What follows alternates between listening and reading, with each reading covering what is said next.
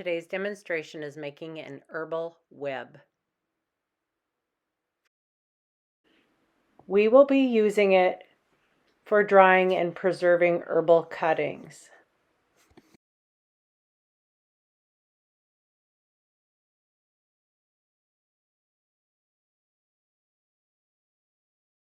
Used for saving and drying fresh herbs.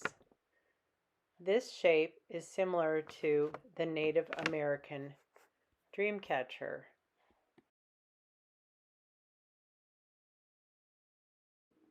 While its origins may be traced back to the Ojibwe people, it is made to replicate a spider web. It is considered a symbol of oneness among numerous indigenous cultures and regions. I will take you through the steps of making the herbal web. First, you want to find yourself an embroidery hoop or a circle made out of willow.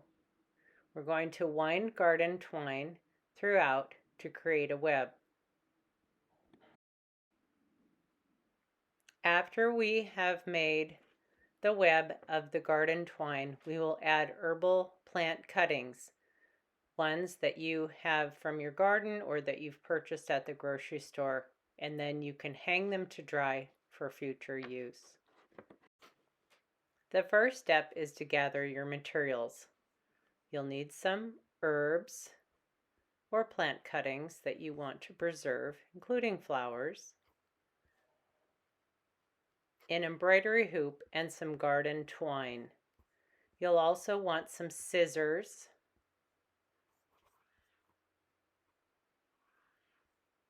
then you begin by creating the web with the twine. If you follow my instructions here, you want to tie a knot first on one end and then begin twining around the hoop. I like to secure the hoop by doing an added twist each time in order to hold the twine in place. Going back and forth across the hoop, you can begin to create a web. It's really your own design, and I estimate that you probably need about 10 feet of twine, maybe a little bit more. This twine is heavy. You can use whatever you have on hand.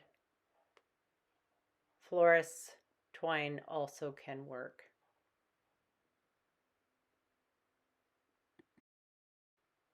You can see here that I continue twining and adding to the twine as necessary in order to create a nice mesh for holding the herbs in place.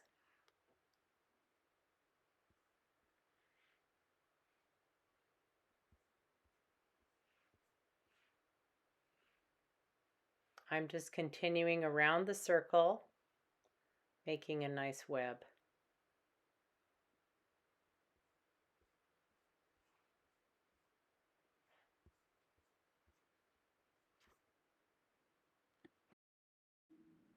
When you've gotten to the end of your twine and you know that you have enough of a web, you want to create a small knot and a hoop or a loop for hanging it. I just tied a knot, created a loop, as you can see from my demonstration.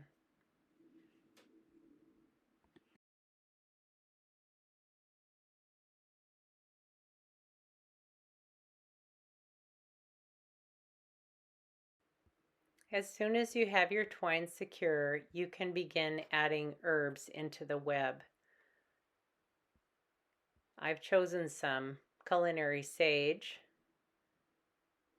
and you'll notice that I'm just securing it in the twine without tying any further knots. Spearmint is another favorite of mine, and I'm adding it. You'll notice that you're experiencing the scent of these herbs while you're working with them. This is rosemary, and I'm adding it to the back side because it's taller and I want it to be visible from the front without obscuring the other herbs. So I just go around finding openings and places like I would in any flower arranging to create a nice shape to fill the circle of the hoop.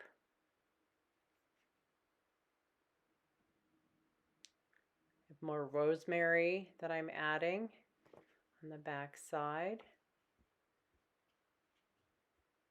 Twining it in, as you can see, checking to see how things look, and then I've chosen some culinary thyme, nice bunch of it. Be fun to wait until some of these are blooming as well, because you would capture some of their flowers and dry them along with the greens. But seeing as it's early spring, we haven't seen any flowers yet. The next thing to do is to hang it to dry and to display. Makes a nice gift for somebody for a housewarming. The Pan-Indian Native American cultures consider these webs a form of safety, and I like to think of them as being good for our health and wellness, because we know that by adding herbs to our life, we are experiencing the sensory benefits. Enjoy!